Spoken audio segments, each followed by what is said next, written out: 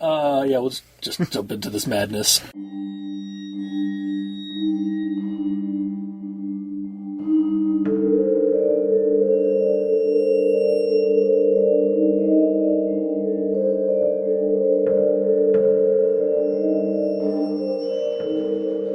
Part 4, Maps, They Don't Love You Like I Love You. So this takes place between balloons, between balloons and boxes. And Steve talks about how his neighborhood was constructed and this is where he mentions that it was a bunch of old huge houses and now it's and then the property from the houses was bought up and was turned into trailer parks basically. Yeah. Or cheap Suburbs. Mobile housing. Yeah. And all of this is a setup for Mrs. Maggie, who lives in the old white colonial, which Steve regards as the nicest of the houses. And she's 80 years old, and she has Alzheimer's, and she's always calling the kids the wrong names.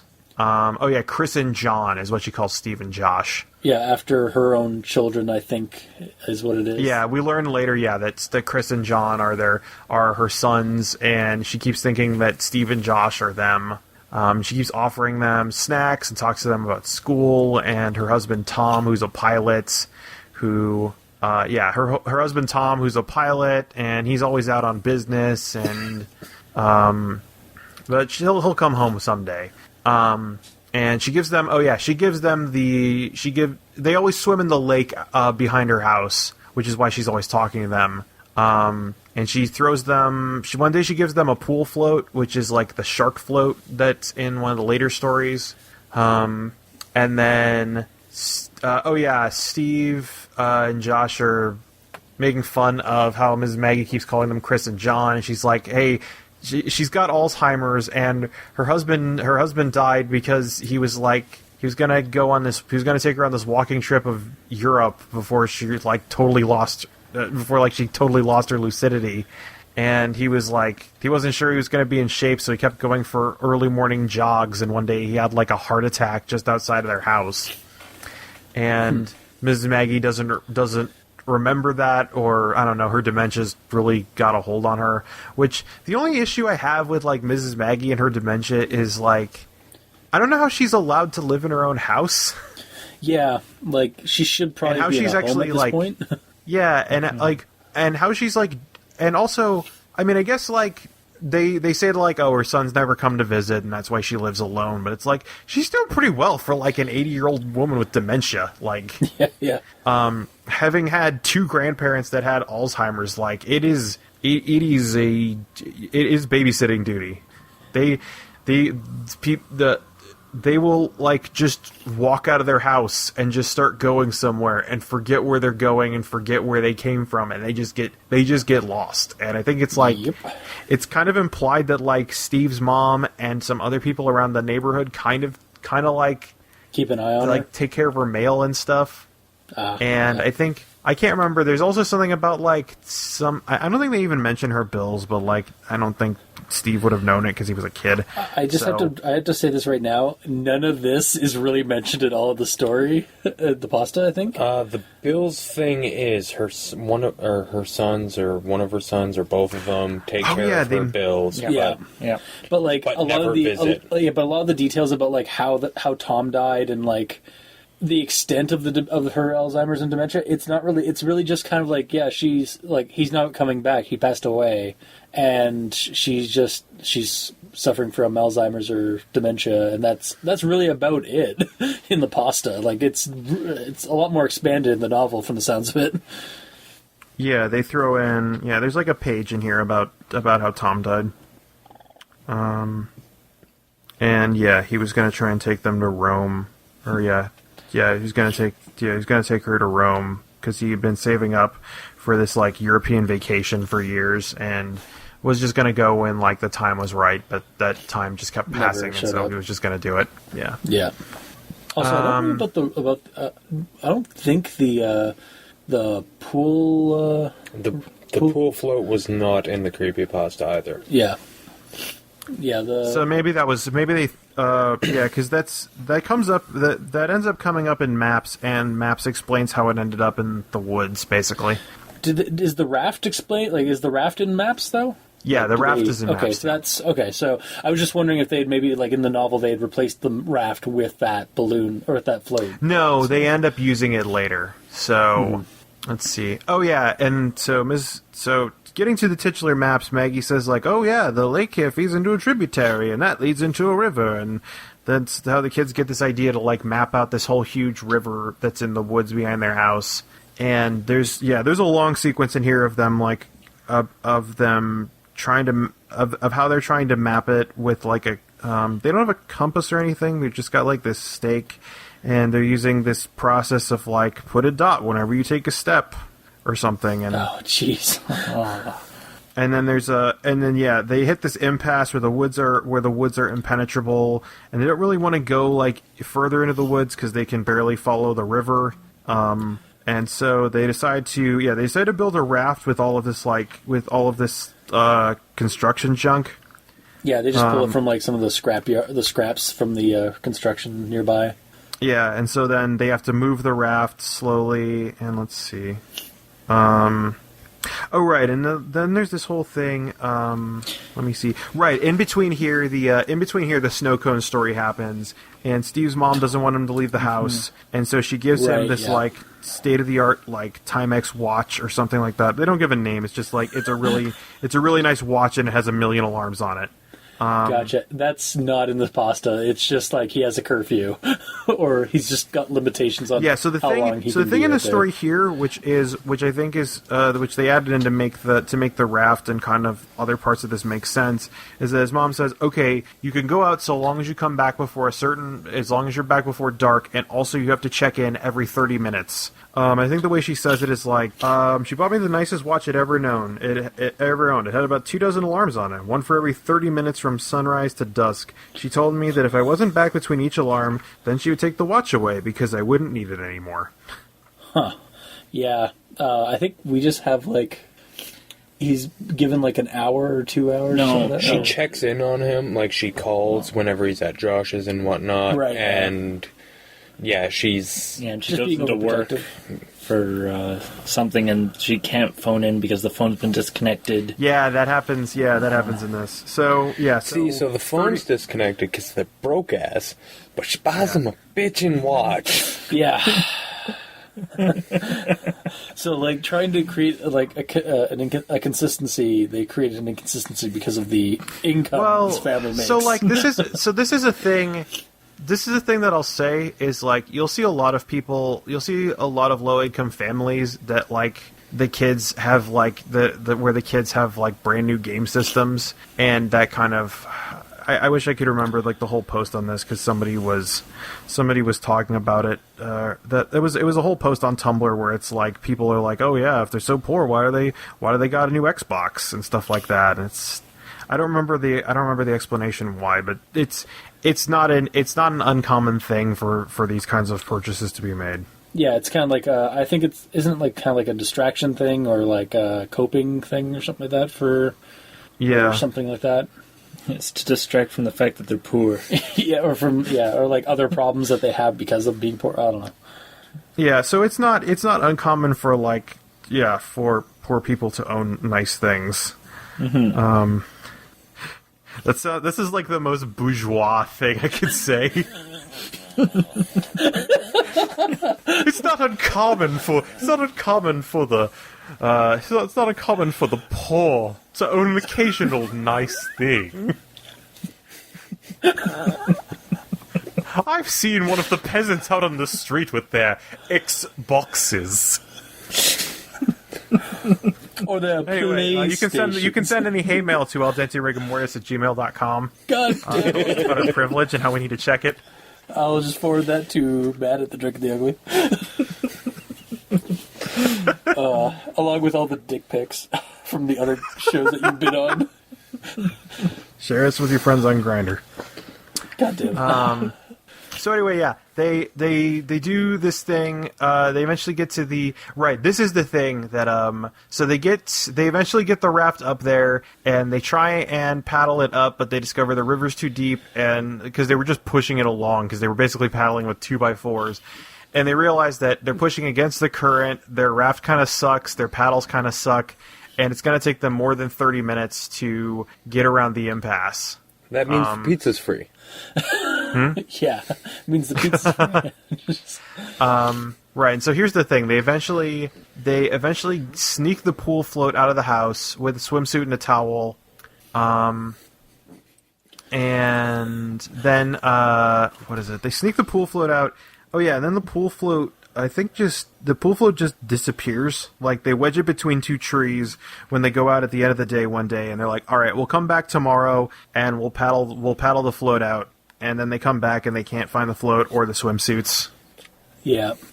And then one night, so that ends the mapping thing. Josh is over one night, and Steve's mom's called into work, and one of her coworkers shows up, and they couldn't call her because their phone was disconnected. She tries to drive out, but there's a hole in her tire, so she has to go with her friend who only has a 2-seater. Because Steve and Josh were supposed to go with his mom because she was afraid as hell of leaving them alone at the house after all the warranted. crazy photo shit. Yeah, kind of warranted after that. Yeah, and so she's like, "All right, you guys can stay here. You're not leaving the house. I will call every 30 minutes, forgetting that I have forgetting that the phone doesn't work." Yeah. But this one again makes sense because she's like, my car's messed up and there's this stalker after my kid, and she's just like, all right, let's do it. Yeah, there's not a huge difference between the two in this instance, but the half hour I think is pulled up in this pasta. It's bumped up to an hour or 2 hours. Yeah, hour and a half. Yeah, they have an hour and a half window or something like that rather than just the half hour windows. And I think maybe the time constraint there is to make it a lot tighter, so that to make it make more sense that you can't get out and paddle down the old Mississippi or whatever. Because an hour and a half's a lot of time. Mm-hmm. I mean, heck, we're almost there right now. Oh yeah, we just hit that time, didn't we? Yeah, just about. All right. Anyway, yeah, so they're like, all right, Mom's gone. She's going to be gone for at least 2 hours. We can go and get the raft out there. So they get to the raft, and they start paddling it. They start paddling it down the river, and they just keep seeing woods for as far as they can go. They hear somebody walking around in the woods, and they start saying, yo, what up, monster? And, and as Steve leaves, before Steve leaves, he grabs a bunch of Roman candles. Yeah, because that's the flashlight option, the substitute they had from earlier that I thought. Yeah. Yeah. They use Roman candles. Yeah, he grabs a bunch of Roman candles, and so... Yeah. Yes. So they, and then eventually they keep talking, hello, Mr. Monster in the Woods, hello! And then and then after yelling at it for a long time, they just kind of hear somebody whisper hello back to them. Yeah. And so Josh, I remember that's part of the thing that Steve lights one of the Roman candles and starts trying to shoot the guy. Well, he shoots it up in the sky, but then he's trying to illuminate it, so he starts shooting into the woods closer and closer to the bank. Yeah, in this one it's written a lot more he's I'm going to shoot this fucker, basically. Yeah, okay. So in that one, in the pasta, he has no idea how to really use the Roman candle, so at first he just shoots up into the sky, and then it gets progressively closer and closer to the ground level before he's just hitting trees with it. Yeah, and so then the raft breaks apart, and this happened in winter, so they're clinging onto styrofoam and swimming back to the bank, and now they're totally soaked and running through the woods as they hear some noises behind them, and it's oh god, this is it, and it's oh, it's a deer. Oh, okay, that. That's also part of it, that they run and they hide, and then as they think they're safe, and they're and they hear the footsteps going around, Steve's watch goes off, as it does every half hour, and so he tears it off and throws it somewhere in the woods. And then they get back to... they run back to the impasse, and they find out that... They run back to the impasse because they took off their clothes because they were wet and freezing, and Steve finds out that his clothes are missing. Yep. And so then he tells Josh to go back to the house and say that if his mom's home, say they're playing hide and seek. So as he's running around through the woods looking for his shirt, he finds Mrs. Maggie, and he thinks he hears her say, "Your mom's home." So he runs back and finds out that that no, his mom isn't home. And so he's gonna he's getting things back in order and trying to make it look like they weren't out. So he reaches into his pockets to try and find the lighter he used to set off the Roman candles, but all he finds is a piece of paper in his pocket, which he thinks is the map, but it's actually just a drawing of 2 stick figures. One of the stick figures has his initials next to it. And then he says, Mrs. Maggie wasn't ever seen again. We saw people bringing out trash bags full of stuff from her house. And that's when I realized that night she told me Tom's home. Yeah, see, okay, so in the story, she murmurs something to him, at least in the pasta, murmurs something to him, and he kind of just shrugs it off, and then jokingly says hey, you gonna invite me in? It's oh no, not maybe some other time. Tom's home, kind of thing, like you said. And then at the end, I always thought that when he saw the orange quarantine suited guys bringing out garbage bags, I thought that they were bringing her out in pieces. Yeah, I'm honestly not sure. I'm not sure if there's this is because it could go either way. It's either she was in pieces and they were bringing her out, or I think the more likely scenario is she was a crazy dementia woman and her house was just messed up. It was actually it was just really messy. And then but that also boils out so what, did the stalker dude just get her too? And obviously that's probably what happened, but yeah, I'm not sure. It could have been a body bag, a black body bag. That's what I thought it was. A kid wouldn't necessarily distinguish. Well, he says bags in plural is the thing. Yeah, in the pasta and in the the novel he mentions garbage bags, which I'm with you. I actually thought he was just describing a body bag, but he kept saying, but he said it in plural. So in my mind, I'm just seeing parts or body parts and stuff. So in those bags, so. Or again, it could just be... Or it could have been lots of dead things. Yeah, again, it could just be crazy cat lady even, or or maybe a poor Alzheimer's person in their home, and they've hoarded a bunch of stuff, or they've made a mess, and it's all contaminations or quarantine stuff, just for basic hygiene stuff. Or maybe her sons were there all along. Oh, jeez, that's dark. Multiple body bags. They never left. Yeah, it could be anything. Yeah. But this one I think, I didn't mind the read, but I felt it was it was a bit of a slog to read through at points, and it didn't have as much continuity, at least in the pasta to me, to the other stories, until that ending where you kind of where he stakes some of their stuff, and then this Maggie plot line that just kind of really goes nowhere. That shows up and doesn't nothing. Really do anything. Yeah, aside from just give a little bit more information about the setting, but that's about it. Whereas pretty much everything else that is brought up is mentioned. Anything important from one story is at least brought up in another story, in one of the other ones. Yeah. Whereas Maggie just kind of, she's super important to this one, and that's really it. Yeah, and I guess in the novel, you say she gives them the pool toy thing or the pool floater, and that kind of was just a random piece of setting in the first couple of stories. Now we actually have an origin for it, so it kind of gives Maggie a purpose to be in the story. But again, otherwise she's just kind of there for reasons. Yeah, I don't know. They need to drag somebody else into it, I feel like. Mm-hmm.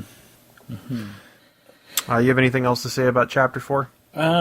Well, the question that I thought of while talking about it now is the forest. Isn't this the same forest that they walked from Josh's house to Steve's house in a previous chapter, but to find boots? Or not boots, boxes.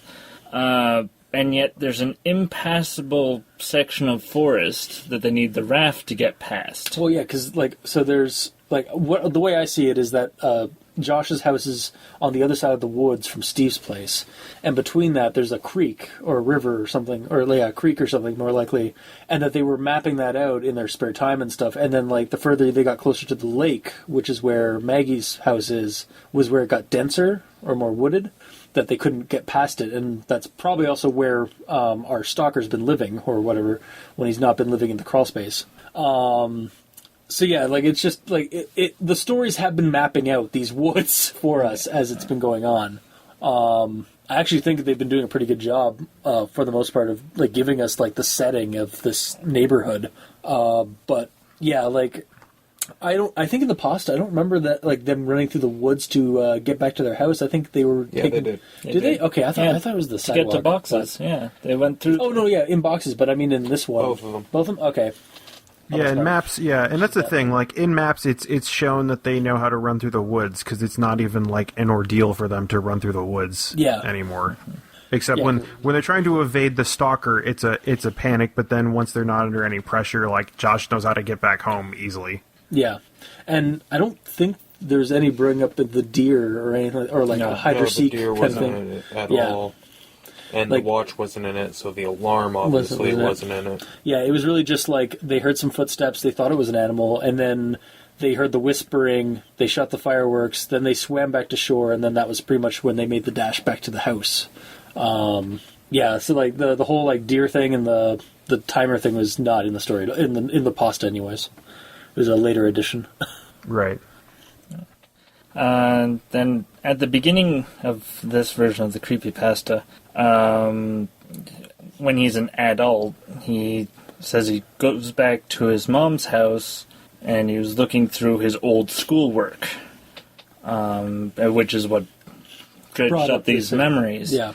And I'm thinking to myself, most of my schoolwork's been thrown out and destroyed. I have one thing from kindergarten that I kept because it was the coolest part of my kindergarten. My counter to that is that each of me and my siblings all have a large Tupperware container of stuff that my folks have saved. Like photos and schoolwork. It's okay, and stuff Mikey. like Our parents just didn't love us. I'm not saying that. But... It's also worth noting here that the maps in the novel doesn't start with that. Okay. Yeah. It starts by him going into a very detailed description of how his subdivision was broken up, but he doesn't talk about going through his schoolwork or anything. Yeah. And then this goes into the whole subdivision about how the roads were created with minor modifications, additions, and alterations, but never a dramatic change. Which, yep, that's it. Yeah, I read that and I was like, asphalt doesn't last forever, and you've got to build bypasses. So stuff does change. Bypasses are the lifeblood. Yeah. Although, I mean, to the most part, like, yeah, roads don't change all that much. Like, if you look at the East Coast or cities on the East Coast, they're laid out super crazy because they were originally colonial villages designed for foot traffic. Or if you've been to Europe, like, those cities are super crazy, and people prefer, at least in Rome, people prefer to have scooters because, again, the streets were designed for pedestrian traffic, and also there's not a lot of parking, and you can fit 15 scooters into a space that'll hold one car. Yeah, they're a lot like thinner roads. Right there. Yeah, and then I was sort of. There's also a part in here I completely forgot about, but there's a small part in here about how Maggie had a broken sprinkler that would go off all the time, and it would cover her backyard in ice in the winter. Yeah, I was going to get to that in a bit, because I'll bring it up now. The fact that in the thing it said, often Josh and I would go over there and to walk on the iced grass and have sword fights with the icicles. I don't think there's going to be that many long icicles to do sword fights with if it's just water from a sprinkler. Yeah, no. It would have to be like overhanging something, and it doesn't seem like that kind of even temperature to have that kind of accumulation. The fact that they have is a frost and then it's gone and melted during the day type thing. Yeah. That's a lot higher. They play it up a lot more here. Because the way he describes her house in the winter is winter wonderland. Jeez. Which, yeah, I've seen a house where I don't think it was a sprinkler, but I have seen a house where some kind of running water turned on in the winter, and it got real crazy in the backyard. Like, yeah, I'm picturing, like, I guess, like, water, like, going on whatever trees or whatever, and pretty much everything got glazed over with ice. Yeah. And then I'm just kind of imagining some of it, like, hit her gutters, and then that forms rivulets and stuff, and, yeah. They're going to be real short sword fights, though, because you do, like, one hit with an icicle, and you no longer have an icicle. Yeah. Yeah, but you still do it. Yeah, exactly. Oh, yeah, of course. Yeah. Because you're in, like, kindergarten grade 1, so... Yeah. Hell, you're in grade 5. Hell, you're a fully grown adult in his 30s. That's true. Yeah. So, yeah, and then in this one, he finally explains that the ditch mentioned in his previous stories is actually a tributary. Yeah. Which is a lot bigger than a ditch. Well, they call it a ditch, but I mean... But, yeah. But... My favorite part was when it goes up and down the tributary. The water. Yeah. Which I certainly hope wasn't in your version, Matt, but it was definitely in ours. Yeah, I don't remember now. I'd have to dig through and kind of find it. Yeah, and here's a nitpick. It said, during the summer after kindergarten, before the events of balloons. And I was like, well, but balloons happened during kindergarten because of the release of the balloons. So that doesn't really work. Yeah, he doesn't even talk about that. So he got called out on that, I'm thinking. He's like, oh, we're just going to remove that. Well, or he knows. I think there's also less reason for him to say before the events of this chapter when it's, like, compiled. Yeah, and that's the other thing between them is, like, I mean, we read a compiled one, but, I mean... They were still, like, little bits of information about, like, the comments and the posts. Well, yeah, but it was copied and pasted. Yeah. It was Creepypasta. Yeah. Yeah.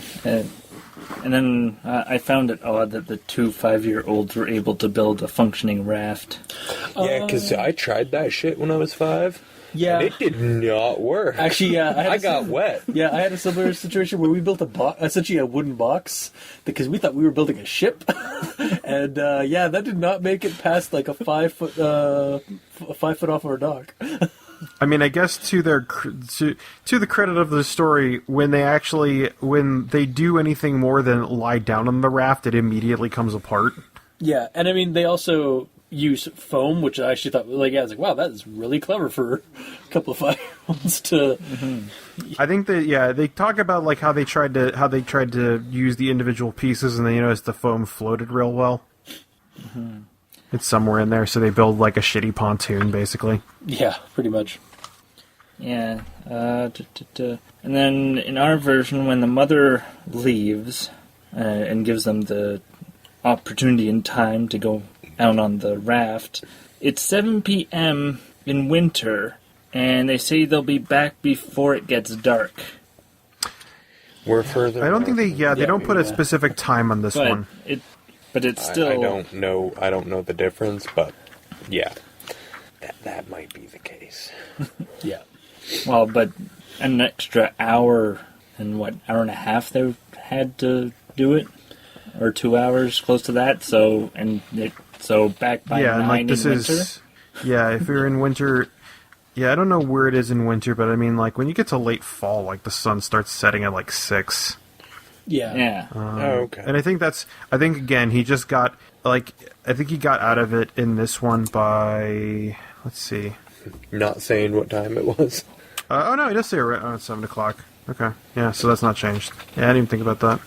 I think they don't say, like, come back before it's dark. They'll just say, like, I know my mom was going to be gone for, like, 2 hours, so we had that much time. Yeah. So they got rid of the before dark. Yeah. And then the last thing I have for this section is the lighter. Like, a 5-year-old trying to use a lighter they don't have the dexterity Shut your mouth. Yeah, I did. You did? Yeah. You just weren't committed enough to playing with fire. Yeah, Mikey. It's a long, complicated story, but trust me, I could use a lighter. And no, I didn't burn anything down. Man, if you could only see the glare that, that Dr. Leviathan gave Mikey. With that. I'll say, yeah, as a kid, I was a bit of a firebug too, and thankfully I never burned anything down. But I did burn my report card once because I didn't want it to show it to my parents. Nice. Well, that's just Although I burned it in the empty garage and didn't think about how it would make a smell. And my dad came home and was like, "Is someone burning wood?" Oh, wow. All right, well, I guess with that, we move on to the next... Or, do you have any more? Well, and then using the lighter on a raft to light a Roman candle. I mean, again, like... Hey, they're 5. It's They also, don't think ahead. Also, it's like, it's at least dampish wood. I'm not saying it's right, I'm just saying... I'm making excuses. The whole Roman candle exchange is not a thing that happened with planning. Yeah. With proper planning in mind. I think if they'd actually done some planning, they might actually have some flashlights. Mm-hmm. All right, so that's the end of my nitpicks. All if you right, will. so we're gonna move on to Screens, and Screens is the one that I have some feelings about because I think we all do. Yeah. I think this is honestly, this is, as I said before, I think this is the weakest story, just because like it kind of breaks out of the motif, and I feel like there's a lot less connection to anything else. Mm-hmm. Because it starts after all the other chapters with the start of first grade. There's not a long description, but there's a thing about stomach flu in here. And there's a line in here I like that it has all the components of regular flu. However, with stomach flu, you're throwing up into a bucket and not the toilet because you're sitting on it. Yep. Yeah. That's in our version too. Yeah, that was a good descriptor of the stomach flu. It was thorough. Yeah. And so then in addition to the stomach flu, he also gets pink eye and in both eyes. And basically no one wants to hang out with him. And Josh is in a different class and they're not even in the same lunch period. And he gets bullied for a while until eventually this kid, Alex, sits at the table. And he's a big kid, so nobody will bully Steve anymore. And eventually, after talking to Alex for a while, he's like, "Hey, why are you hanging out with me?" And he's like, "Well, because I know you're friends with Josh, and I want you to tell Josh how nice I was. That he'll tell his sister so that she'll think I'm nice." Yeah. Then we'll get married. Yeah. And so then, Josh always called her an ugly crow, and I said one day she'd be beautiful, and I was right when I was 14. And so when you hit puberty. So we kind of head to high school. Steve is really far removed from Josh. He hasn't talked to him pretty much since like the end of Maps, I think. Yeah. Kind of. That's when they started falling apart. I don't think they've talked in like 3 years though. Yeah, it's been about... Yeah, specifically in 3 years because there's a birthday party. Yeah. And so Steve is now also like he's attending a different school as part of like a magnet program. And he ends up making friends with Chris, who's the kid who lost his balloon in balloons. And they end up hanging out, and they discover they have like a shared love of shitty movies. And so they start going to this cheap theater called the Dirt Theater, which people go to because they'll sell beer to underage kids, and the tickets are really cheap. And they have regular midnight movies, but it's kind of a shitty theater, and apparently it might have been a restaurant at some point. They're not sure. Yeah, like it's just like normal chairs, not like... Yeah, there's tables. It's tables. It's chairs too. around tables. Yeah. And so he ends up he goes with Chris and his friends to go see Scanners, and he sees Veronica, who's Josh's sister, with her friends, and they bump into each other. And he finds out that she recently broke up, and awkwardly asks her if she wants to go to the midnight movie with him. And then he asks if he can borrow his mom's car, and when she finds out it's to take Veronica to the movie, she's like no, but she was kind of on board before then. So yeah, and then also he asks about Josh, and she kind of just like shrugs. I don't want to talk about Josh. Yeah, exactly. Yeah. So right, yeah, nobody wants to talk about Josh. Even Steve's mom is like, I don't know, I haven't kept up with Josh's parents. Yeah.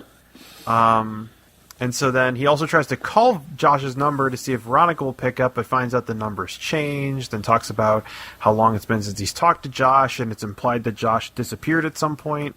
And so then he comes up with a plan. He's going to stay at Chris's house, and then he'll walk to the theater from Chris's house, because that way his mom won't know anything about that. So he drives to the theater and is harassed by a car that stops him on the road. He walks to the theater. He doesn't drive to the theater. Yeah, okay, I meant to say he walks to the theater, yeah.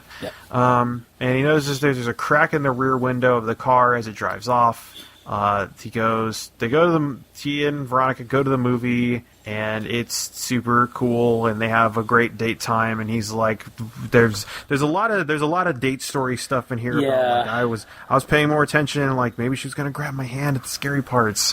And then they end up going back to the... there's also this whole thing in here about this guy who sells him a ticket who's like some really ugly guy. And so then they go to Veronica's car, and he asks if he can get a ride home because he walked here. Yeah. And they trade numbers, and they find out that both of their phones kind of suck. And that Veronica messed up hers, and it doesn't go to voicemail anymore. It just rings forever. And Steve's like, oh yeah, well, and then Veronica enters her number into Steve's phone and says, your phone really sucks. And he's like, yeah, but at least it makes music, and like shakes it, and it makes a maraca noise. And he talks about how it can't receive data, like it can only send calls and text messages. Yeah, it doesn't do pictures. Yeah. And so, he asks about Josh, and she says she doesn't want to talk about it, and he thinks they might have gotten into trouble. And so then he goes behind the movie theater to take a piss, and Veronica gets hit by a car. There's some... this is like the rare instance of, like... I'm not going to say gore in this, but there's like... I think he describes... When he finds her on the ground, it's like she was like an what is it? That's like an anatomical doll that shows all the ways a person isn't supposed to move. Yeah. And like he says that there's blood everywhere, but like he doesn't go into like, and he definitely like describes how mangled her body is, but not like in a gory way, or not in a tensely gory way, or like he's not trying to disgust us. He's trying to say she's fucked up. Yeah. Yeah, he even talks about like she tries to move and he can hear her bones grinding and stuff. Yeah.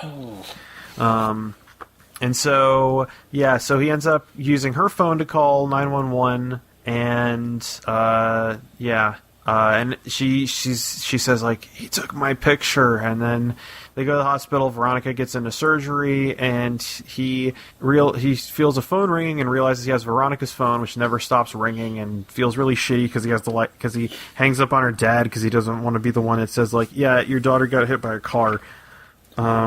Eventually he calls his mom, and she gets really mad. And Veronica eventually gets out of surgery. She's in like a full body cast except for like her hand, basically.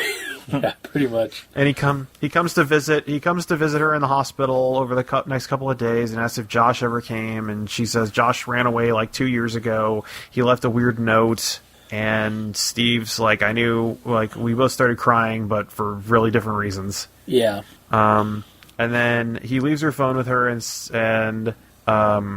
they start being in correspondence through text messages. Yeah, because she sends him a text saying, don't come back to the hospital. And yeah, they start sending all these texts back and forth, and there's a lot of parts on how his relationship with his mom gets strained here. And eventually the text becomes slowly like more intimate, and he eventually gets a text that says like, I love you, and we should go to the Dirt Theater to try and redo our date. And he ends up getting a ride with his friend Ryan. His mom tries to stop him, but I'm bigger than her now, so I just left. Yeah. And he goes to the theater. Veronica never shows up. Some mouth breather shows up, and he keeps saying, "Hey, I have a friend who's going to sit here," and he doesn't respond. He's just always straightforward, noisily breathing during the whole movie. Yeah. And so then he talks to Veronica and asks why she didn't show, and he gets a text message saying, "See you again soon." And so he talks to his mom about the day with Veronica, and she says, "Oh, she died weeks ago." Mm-hmm. And it's like, why was her phone still on? Why would it take so long to shut down her phone? And it's like, oh, her parents. It was only her parents didn't even realize that her phone was still on. It was only after they found out that like her phone had sent a shit ton of picture messages. Yeah, which he never got because his phone is shitty and doesn't get data.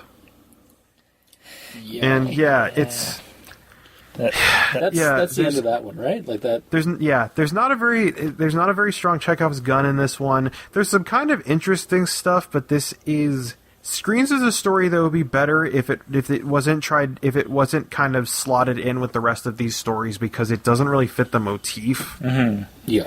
And also, I think Story 6 is a much better ending to this, and Screens kind of contradicts the next story.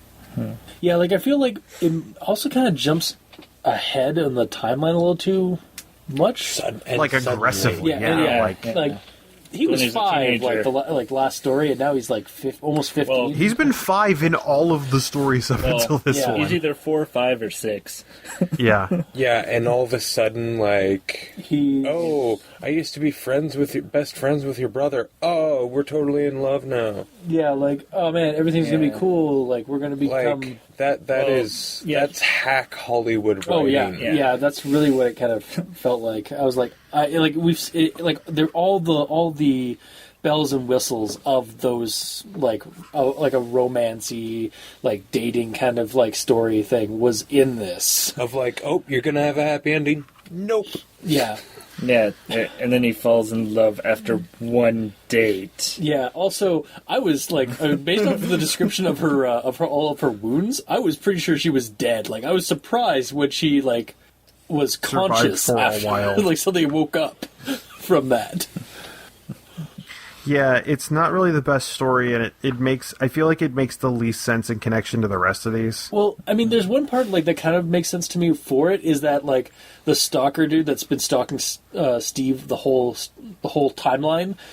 Yeah, it's like somebody's like jumping in on his turf. He's gonna cut the competition. Oh yeah, it's the yandere killer. Yeah, exactly. Like, no, he can't love her. He needs to love me. Yeah. I shall become her. And that's honestly like the most unsettling part of this, and I feel like this would be stronger if it was its own story and not part of this collective, because it has very little to do with the collective. Yeah. Aside from the stalker, who's like the central thing, but you can make another story about a stalker, and it can be good. Yeah, there can be other stalkers, like other stalker stories, and other victims. Yeah. Steve does not have to be the focal point. Also, like it just there's I don't know, just trying to think of. Also, there's like, how the hell did the stalker suddenly just get her like phone? Like, was it? I guess he just like trailed them into the hospital and then like grabbed it from her purse or something like that. Yeah, that's how it was explained. Is that it? Yeah, because Steve left the phone on the table, like just next to her, so she could take it. Okay, in the pasta, I thought I read like it was in the purse, and her dad never called her phone in the pasta. He never forgot he had it in his pocket. Yeah, he just like when they brought her into the room, he just put it back in her purse. Yeah. Because, it's her phone. Yeah, exactly. Mm-hmm. Yeah, and I don't know if it was in the book, but there was this like whole thing where they were like walking around the strip mall, like to talk. And he tells this whole story. He tells this whole spooky story. Well, what spooky story? Let me see. About how the strip mall was abandoned because there was this like butcher's store. Nope, that's not. I can't remember the whole thing. Like, it's irrelevant. Yeah, it's an empty derelict strip mall because those exist. Because reasons. Well, yeah. So the thing is, the spooky story isn't supposed to be real. Because he mentions that this is like a trick that his friend Chris did, where he ends the story by saying, like, they say some nights if you, here's the thing, they never found the monster, but they did find old boxes full of big plastic wrappers in a hole under the freezer, and then found the missing guard's flashlight down there too. It was smashed to pieces. We were right in front of the window. But the craziest part is they never gave up. They just shut down the mall and locked they just gave up. They locked them down the mall forever. They say if you're quiet and you look long enough, you can still see the monster walking around the mall now that there's no one there to bother it. But anyone who's seen it has a different story of what it looks like, and then they look into the window, concentrating on it, and he kicks the window to startle her. Gotcha. Yeah, that is not in the pasta. I mean, again, it adds, I guess, a little bit more to their conversation, other than, oh man, you should give me your phone number. Oh man, I'll go. Yeah, so this is the thing. Like in this story, they're like, it feels kind of hacky because, like, it's, but I can also accept it because, like, the whole thing in writing is today's the day, and this is the guy who the story's about, and I feel, and the way that Veronica's written in this is, like, he's like, hey, you want to go to the next movie? And she's like, sure, okay, whatever. Well, and it's like, in the pasta, it was more like, hey, are you going to be here in 2 weeks for this one? It was less of a date at the start. It was more or less, and then all of a sudden, once they're there, bam, it's a date. Alone. Yeah. Yeah, she comes without her friends, and he gets, like, really, like, excited about that. Yeah, he's like, oh man, does she think this is going to be a date kind of thing? Yeah. I don't know. Yeah, again, like, I get that we had to get some information, I guess, maybe about, like, Josh and that whole situation. But I feel like it could have been done a little bit less like Hollywood romance kind of story. It's not a great story. And I feel like honestly the whole thing would have been better if it hadn't have been Veronica. Yeah. Like it doesn't have to be Veronica, it doesn't have to be Josh's sister. It doesn't have to be that connection. It could have been some other, like it could have been any attractive blonde who was into bad movies. Yeah. Well, and that's the other thing that points out that this didn't have to be like this connected to this story at all. This could have been a separate story entirely, and it would have worked because, like, again, it's kind of like a weird like stalker revenge or tsundere stalker. No, you thing. can't love her. You can only love me. Yeah, exactly. Yeah, and that's kind of like when you get into that, like that's sort of the connection there, and yeah, I don't know. There's a lot of and also they try and like shoehorn in like, oh, Josh disappeared, like nobody knows what happened to him, he just was gone. Yeah, and I mean this also kind of brings in like this also kind of starts up the something in the next one where like this kind of breaks the parents of Josh because like they lose Josh and then they lose Veronica. I wanted to say Samantha, but I think that was from like an earlier thing. I think that was the aide that his mom had or something like that. The aide that he would propose to 2 years later. Yeah, what the heck was that about? Like, okay, anyway, yeah. Random. Yeah, just a random thing. Yeah, and then like in the next one, we kind of like see the aftermath of what happens after Veronica has died, and what it does to the family of Josh. But yeah, and man. So yeah, we come to the final story, which is Friends. If there's nothing else to say about Screens, there is more. Do you have more? Yeah, we've what been at else this do you for have? 2 hours. So. yeah.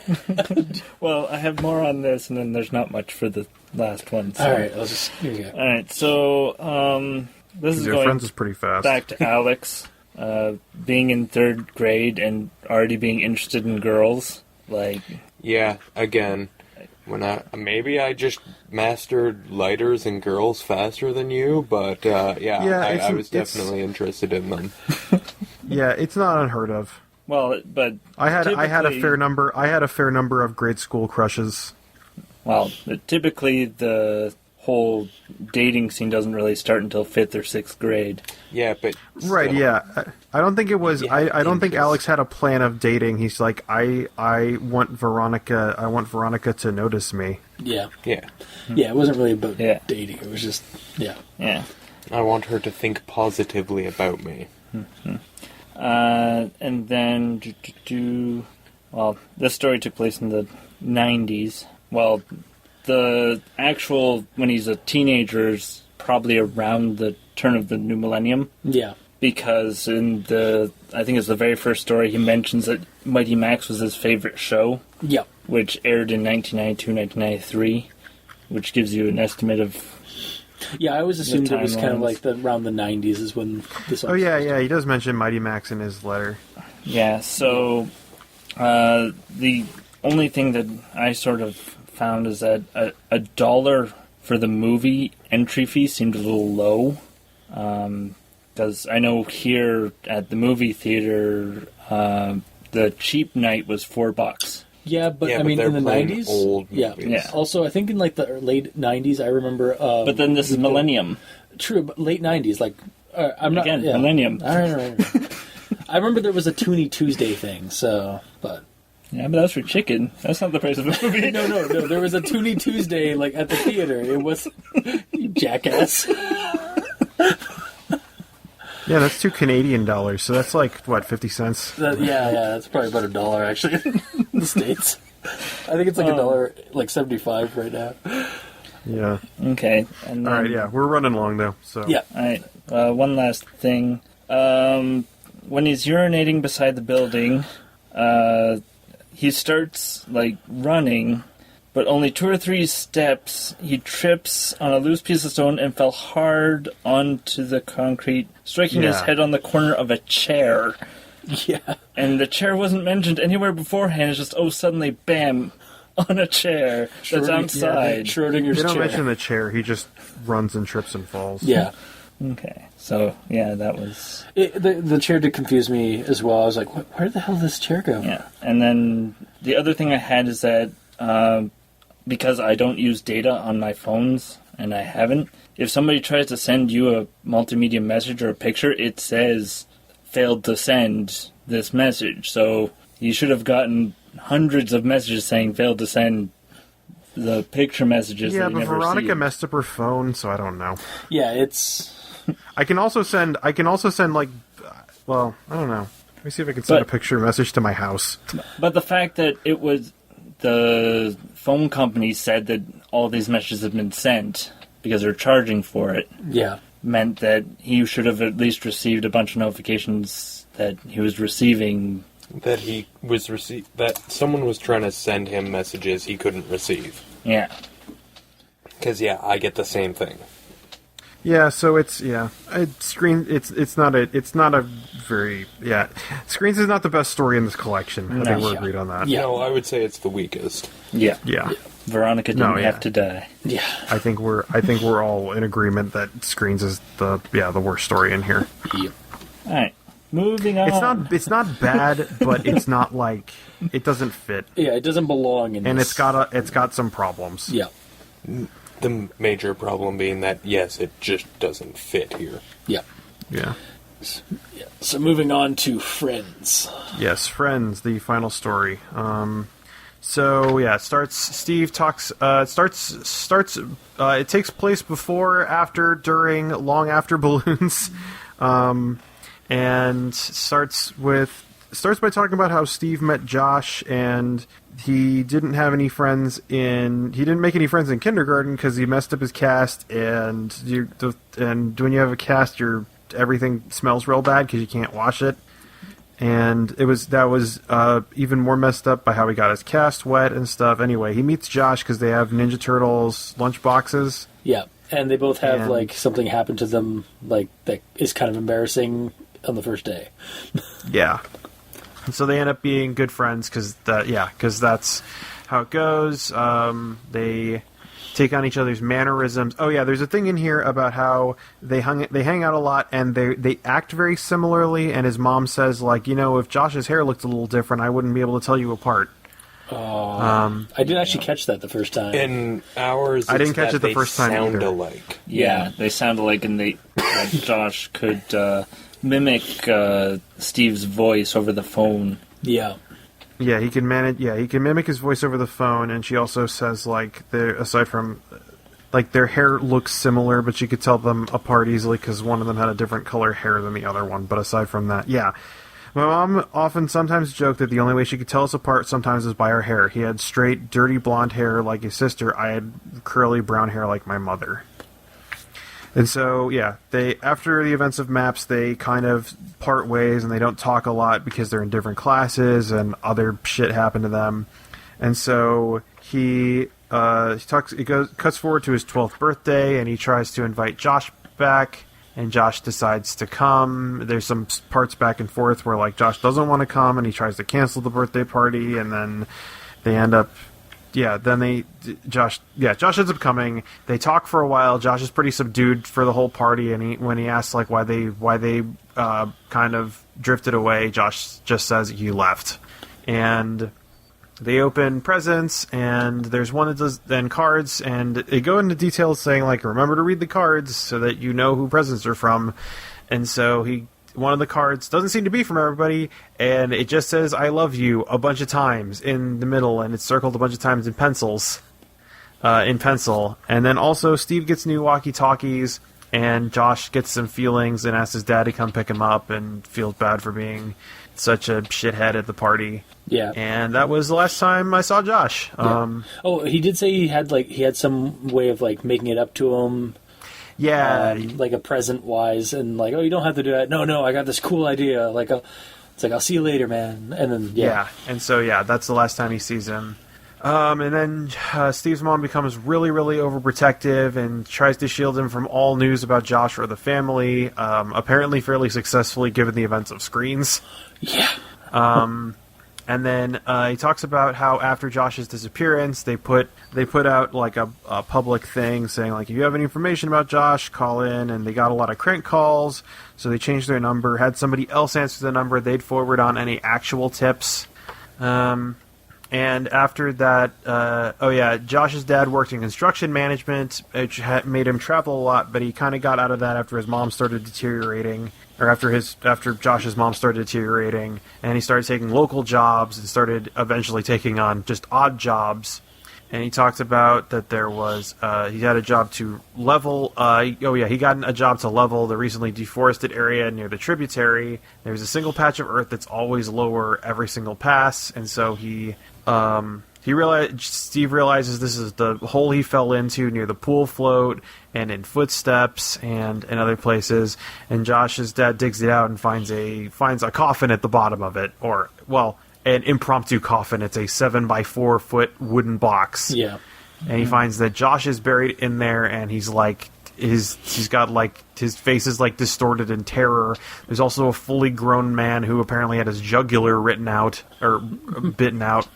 I tried to say ripped and bitten, and it came out written, which is actually a word. It's written out. It just, like, ceases to exist. There's words everywhere. It was erased. There's words everywhere. And so I think it's Steve's talking to his mom about this basically. Yeah, the whole thing's that's how he finds out about this. Retold. And he realizes that the man had buried himself alive with Josh, and Josh killed him, but wasn't able to get out. And they found a drawing of stick figures, one of which had Steve's initials, and it's like, oh, the guy wanted to bury himself alive with Steve. Yeah, and because Josh looked and sounded similar. And apparently, he couldn't find Steve because they moved, so he went for the second best thing. Yeah. Which is... And they find in Josh's pockets, there was an incomplete map. Mm-hmm. Yeah, because he went, that was the big project he was going to, or surprise he was going to do for him. Sorry. Josh's dad realizes that he recognizes this guy as somebody who paid him to dig to fill in a hole at a specific time for to fill in this hole, and he doesn't want his wife to know, so he gets a gas tank and burns down the entire thing. Okay, so I got to stop here for a second. Like, I understand, like, if he's working like a dog and like doesn't know. Just doesn't focus on little things and details, but he's been paid to fill up holes, and he sees a hole with a box in it. Yeah, that's pushing it too far. I liked the idea of some, like, they really needed to answer the question of it, and the guy kind of pushed it a little too far of like, oh, it's Josh's dad who buried him. Yeah. Because like I feel like this could have actually gotten even darker, or creepier. It's like, well, who buried the dude and Josh? If it was that, then that would have made Screens make sense. Yeah, like it would be. Then like, there's a second stalker in the bushes. Yeah, exactly. Yeah, like there's a second person, something like that. Yeah, but no, he got paid off by Josh's dad got paid off to bury his own son with this guy, and it was like, okay. Yeah, and this is kind of the thing, because like if we didn't have Screens, I'd like this ending a lot better because it's the end of the stalker. Yeah. Mm-hmm. Because the stalker fulfilled his quest of being forever with the person he was stalking. And I also like it because the stalker's just a dude. Yeah. Like, whereas in the other stories, he's like maybe this monster or something. We don't know. Yeah, like he's like more of like a movie creepy, like how is he like teleporting from like place to place, or how is he like just like being invisible or like stealthing into houses and stealing children. But in this, no, he's just a normal dude. Yeah, and that's kind of thing. That's the whole thing. He was just kind of a stalker, and then the story ends with, "I'll miss you, Josh. I'm sorry you chose me. We were explorers. We were adventurers. We were friends." Title drop. Yeah. Mm-hmm. And then in the novel, there's a scan, a 2-page like splash image of a scan of a police record of the photos thing, I guess. Oh, the original, like when the police like took the information from the first place. Yeah, because it mentions the forced stamps thing and all the Polaroids. Gotcha. Yeah, that's the end of Penpal, and yeah. Mm-hmm. If it wasn't the ending felt kind of forced. I liked certain elements of it, but not. But yeah, the whole part where it's like Josh's dad buried him is kind of weird. Yeah, super forced. Yeah, like my initial thought when I first read this, like a couple of days ago. Sorry, Matt. We should have done this a lot earlier. But as soon as I was finished reading it, I was just like, I was torn between two things. Because first off, it felt like the ending was too explained, too detailed, like too elaborated upon, like of how they found Josh's body and stuff like that. And like again, like the forced thing of like, why did Josh's dad have to be the one that buried him, and why didn't he notice the coffin thing? But at the end of at the very end of it, like with that ending, like that ending's kind of satisfying. Like there is no more to say about this story. It's over. Yeah, and that's kind of thing, like, I think that's why there's so much detail about how Josh died, because they needed to provide resolution to the story. Yeah. I guess that is, like, why, like, it kind of feels, like, I'm conflicted, like, where, like, it feels like there's too much, but then it feels, like, satisfying at the same time, is because it was a lot there, but it all wound up, or it all, like, added up to that ending, so... And I'm just sort of the only real reason I find it unsatisfying is because Screens happens later, and there's another stalker. Like, the story's not over. Did it happen later? Yeah, he's 14. I guess no. Yeah, and well, but the. Yeah, Josh disappeared. Well, Josh disappeared at Steve's 12th birthday party. But the question is, how long was Josh kept alive? Yeah, because he was. That's the impression he was. Yeah, he still had the map. Yeah, but I mean, the impression I got was that also his hair was dyed to match Steve's. We get that information, that detail from his mom, like when she looks over the bodies and stuff. So I got the impression that he was like kept alive in probably the abandoned house with this stalker to be Steve. And it wasn't until later that he decided to, end it all after like Veronica was killed and and the dad didn't take the construction jobs and stuff until after Veronica died, because he took the construction jobs to be closer to his mom. Yeah. Okay, I missed that part. Yeah, but it's still a convoluted timeline. Yeah, that's the biggest issue with this, is the convoluted timeline. And it's not helped by the fact that it's not told in a linear manner. Mm-hmm. Like, I didn't mind that. I kind of liked how it was like, just more like memories. random memories. which worked better for the creepypasta, but I imagine as a novel would just be horribly annoying. Yeah. Because you're reading it all at once. Because it kind of jumps around. Like, the main thing I can say about the novel is that, and even the novel has the conceit that, like, this is a bunch of stories. This is a collection of stories that are all loosely related. And so it's not organized to be chronological, and the way the stories are paced, I don't think it really could be, because the stories all happen around each other. Yeah. Yeah, and I do feel like Screens, like, I think Screens is probably the big, like, the linchpin of, like, why it, like, that timeline inconsistency. Like, if it hadn't really been there, this probably would have been a little bit tighter. Yeah. As a timeline, and then as a, like, just a series of events, like, because, like, Josh could have gone missing when he was younger, like, a lot younger than 15 or 14 or 12 or whatever, like when kindergarten thing and like grade 1 and 2 was happening, and like, again, his mom has just been keeping the secret of what happened to Josh for like even longer, to have it even, and then be even that more like, oh shit. But yeah, the fact that like it jumps that, like, brutally jumps that, like, time period to suddenly they're in like 12 or 13, 14 or whatever, and then Josh goes missing, and then this happens. Hey, did the stalker leave Steve in the woods? Like, there was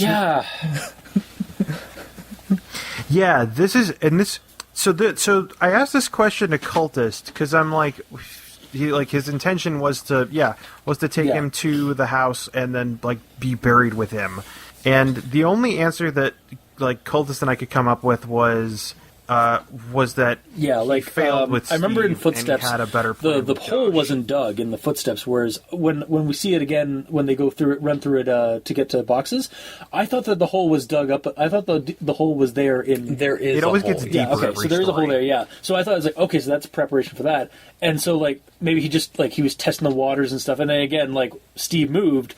And in the pasta, anyways, Josh's house has been proven to be very easy to get in and out of, with them just like opening a window and like hopping out and then same in this one. Fence gate, and that's it. Yeah, and they get out of Josh's house just as easily in the novel. So like, I think it was just like he failed to get Steve that he really wanted to get in the first place before he like moved and like they got wise to it and all that, and so he's like, shucks. I guess I'll go for the next best thing, and he goes after Josh. So Josh spared Steve a grisly fate, essentially, because the guy was testing the waters or kept failing and then got better and better at how to break and entering and sneak into somebody's house and steal a kid.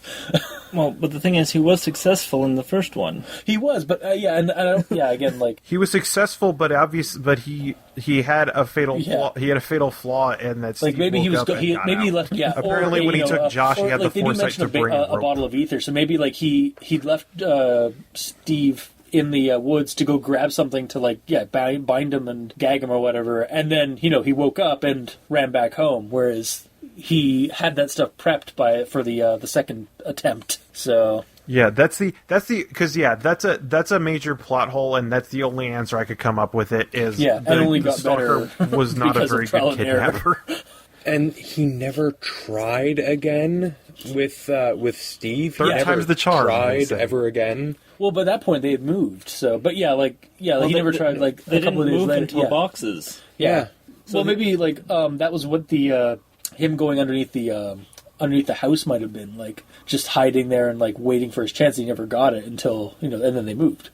But it's he should have had a couple more times where he got, or maybe because the cops got pulled into the last time, like he had to. They were a little bit more wise to his tricks, even if they weren't.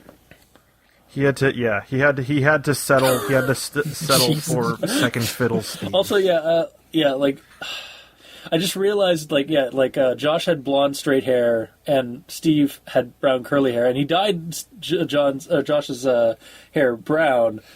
But like, did he like curl it? Probably. Oh, that's just dark. Yeah, the whole thing is. I understand the whole thing is very dark, but like, man, like it's just like I don't know, just like the more I think about it, the darker it gets for me. I don't know why. Anyways. Oh, hey, cultist, I love you and I want to die with you. Oh, I can't get you? Okay, Mikey, the E stands for evil. I guess I'll just die with you. Put on this cloak. Was it creepier before the Put on cloak? the mask. Yeah. All right. Like, the cloak didn't make that creepy. So The rubbing made it creepy. I didn't even know there was rubbing. Oh god. Now the entire internet knows. But yeah, so I guess is there anything else to say about this? From this is that it really just reminded me of Sucker Punch, where this story isn't even about Steve. It's about Josh and his family. Yeah, it really kind of is. The story is about how the events surrounding Steve really fuck up everybody else. And it's kind of mentioned in the end, I'm sorry you knew me. Like, even though we had a blast when it was good, shit. Everybody who knows me has severe problems. Maggie, Josh, his mom, and again, for me, I feel like a couple of these stories didn't have to be tied together. Some of the first two could definitely just been would been good as a standalone, just the two of them, or every other one could have been separate, and then there could have been a couple of a couple of them could have been together, but screens could have just been left as a separate entity and entirely, or just gone away. Yeah. Mm-hmm. Yeah, put into the pile for later, other story, another story to develop later. But as a whole, what does everybody think? For recommendation, I guess is.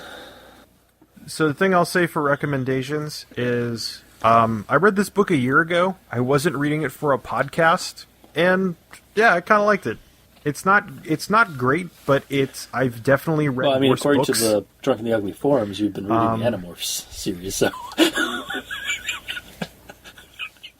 The Animorphs are true art, and you will not discount that.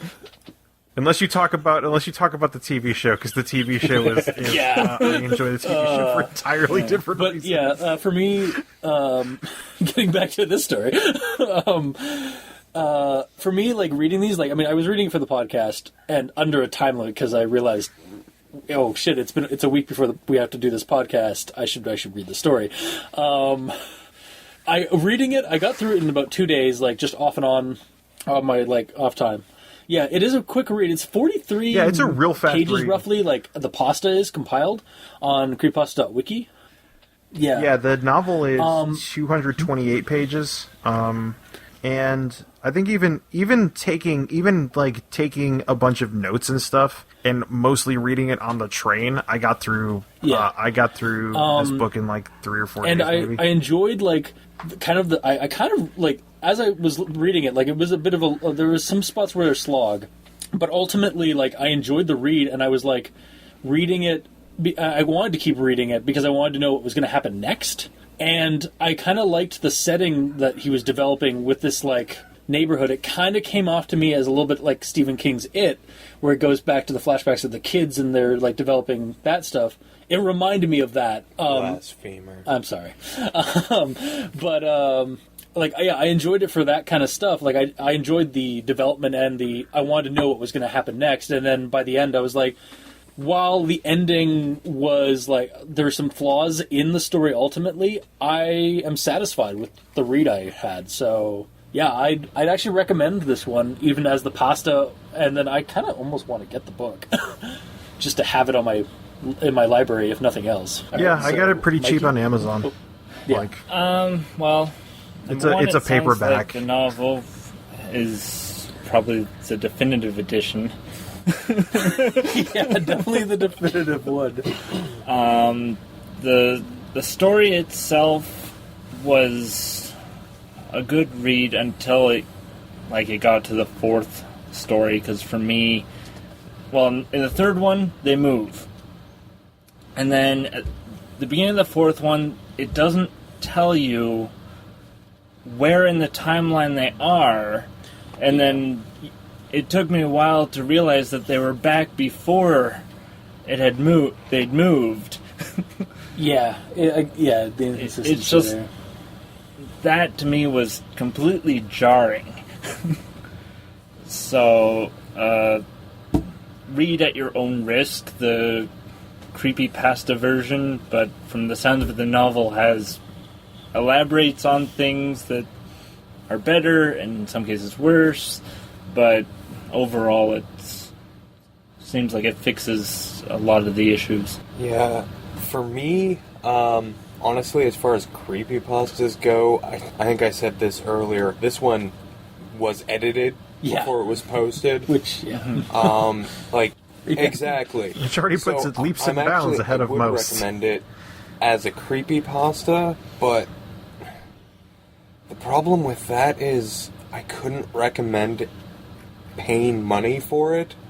Not because you can get it for free, but because it's not good enough to pay money for. I have literature dollars that I would rather spend on other stories and other books.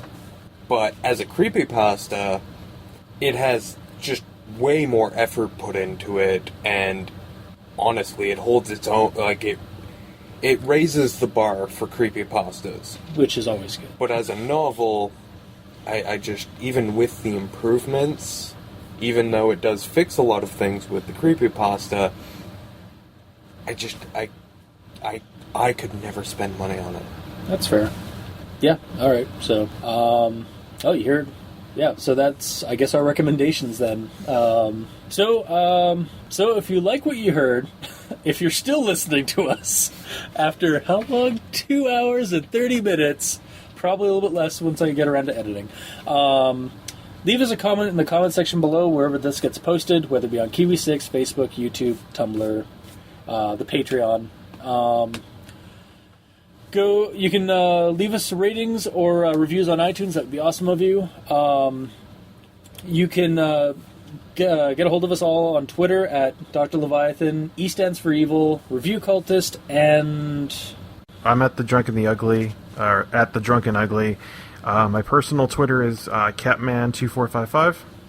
Okay. And actually, Matt, is there anything you want to plug for The Drunken the Ugly, or yourself?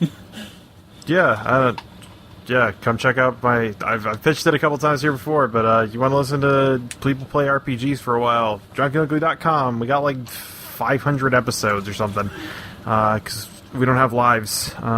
We post once a week, 2 rotating campaigns. If you're interested in listening to people play RPGs, come down there. Also, I do a show with my friend Travis called Ugly Talk, which is a monthly show, occasionally twice a month if we have like a panel or something what we're posting on, or we talk about writing and RPG design, and Travis talks a lot about his whole interactive narratives thesis that he wrote as part of his master's program. So a lot of academic talk about film and screenwriting and writing in video games, all kinds, a whole transmedia thing. And yeah, listen to that. Give reviews on that, I guess. All right. Actually, I do listen to almost all of their stuff, so I can vouch for that. Also, I think me and Dr. Leviathan have been on Ugly Talk at least once or twice. I think I've been on it at least twice. Yeah. You and Leviathan were on the April Fool's episode, right? Where you actually did it. Where you actually, I wasn't expecting you guys to actually do a real episode. Yeah, no, that's how we do our April Fools. We just do we do it like legit, like we do it serious. Yeah, no, we didn't do that at all. And then you guys went onto our show and did Space Raptor butt invasion. Hey, you're the one who approved that. That's true. And at least I didn't have to read it. That is also true. Yeah, you should listen to one of their other co-hosts, Sam. Actually, there's apparently a bunch of them, actually. Why would I want to experience that? It's funny. There is a part in there where it just stops and says, The rest of this has been edited for content. Yeah. Namely around the point of the butt invasion. Yeah. But yeah, so, I mean, yeah, Drunkenly Ugly do some good stuff. Well, thanks. Al dente rigor mortis approved. And because the bar there is so high. hey. And yeah, lastly, yeah, you can check out, and you can send us emails at aldenterigamortis@gmail.com. That's aldenterigamortis@gmail.com, where you can send us suggestions for other creepypastas you'd like us to discuss on the show, and sometimes torment Matt by having him come on the show and do a crossover episode. You know one thing, they're always going to be long. Yeah, yep. So I guess for now that is it. So until next time, I have been your host, Review Cultist. I'm still Dr. Leviathan. And I'm Mikey. The E stands for evil. And I'm Matt. Still, always, forever. And this has been Al Dente Rigor Mortis. Ooh. Sleep well. Spooky noises. Well, we're actually probably going to end up posting this on the New Year's. Oh, dang. All right. But yeah, we already have our Halloween stuff recorded. Ooh, spooky New Year.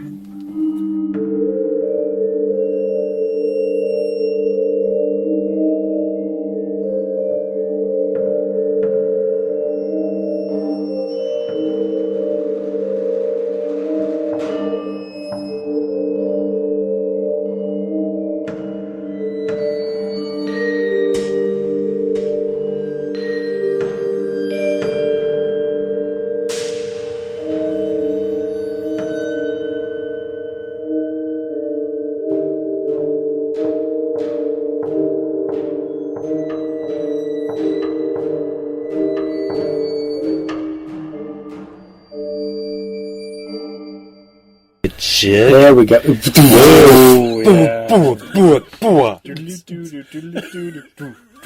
Wait, hold on. I want to see if I can make it just go a little bit.